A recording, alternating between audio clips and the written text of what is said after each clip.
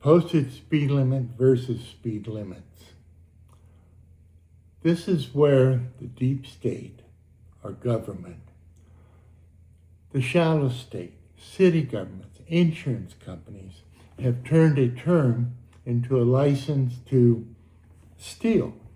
It's absolutely incredible. This is for everybody, courts, officers, lawyers, anybody and everybody needs to know this.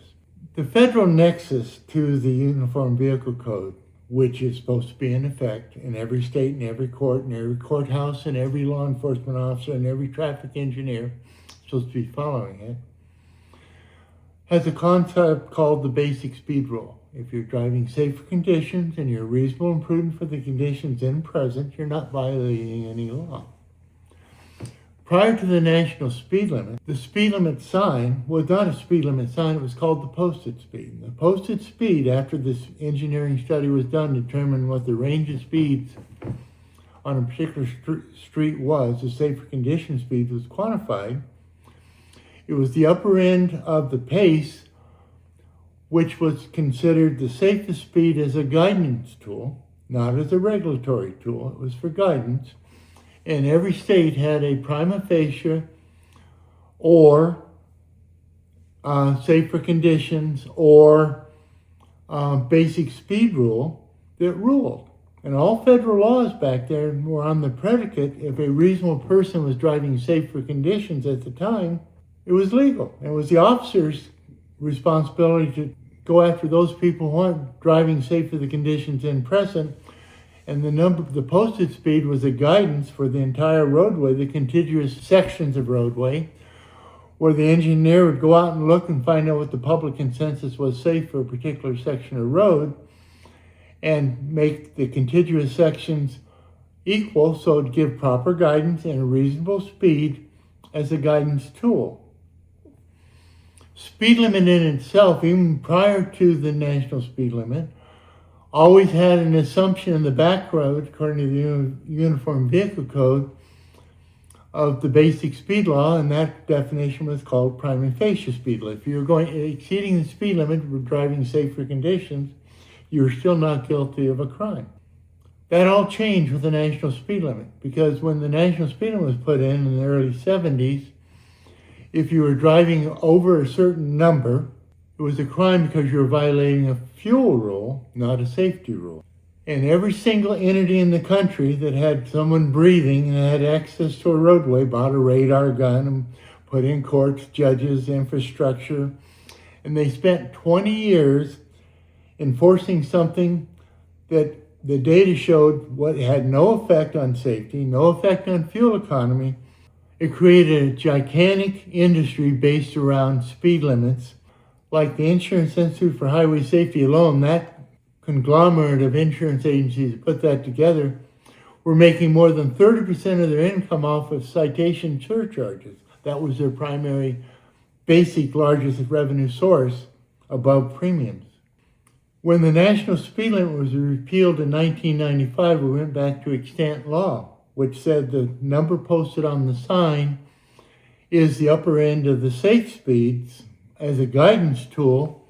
In 1995, when national speed limit was repealed, the only reason the term speed limit was left on the signs was the National Highway Traffic Safety Administration literally refused to accept the fact that they had to do proper engineering studies to continue their enforcement programs.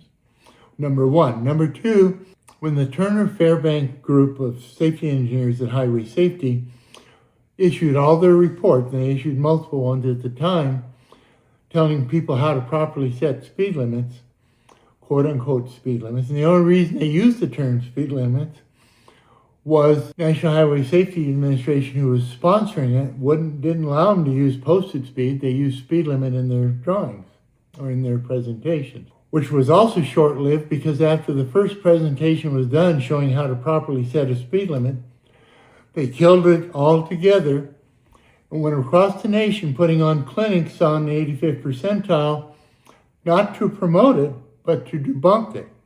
And every study that was contrary to their agenda was essentially terminated, killed, or killed by circular reference with nothing in fact presented. It was absolutely insane going to some of these conferences because everything they were saying was complete nonsense, but it supported their new agenda, which was zero tolerance, aggressive driving, everything you can possibly imagine to expand the police presence. It was an ends justifies the means of their very existence. They didn't care about facts. Everything they were putting out was a fundamental lie, and that's the nice way of saying it. And all the media and the press were in on it because they were all getting federal grants to promote the nonsense. And then from that point on, they literally kicked all the subject matter experts out of all the committees that established what they were putting forth as the standards. They hired colleges and research groups to match their agenda as to producing actual facts. In other words, nothing had the proper perimeters after that point to support their conclusions. They used the word related to convey something that had no factual foundation whatsoever 90% of the time.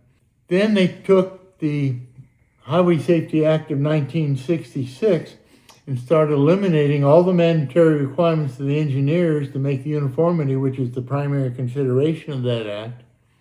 They eliminated compliance with the Uniform Vehicle Code.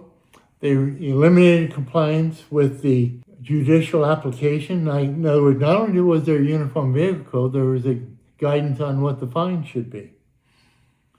They eliminated all that in the statutes by changing one single word at a time here and there in the Federal Register. In fact, they were using the Federal Register kind of like a regulation cash laundering system to put through regulations to increase their power.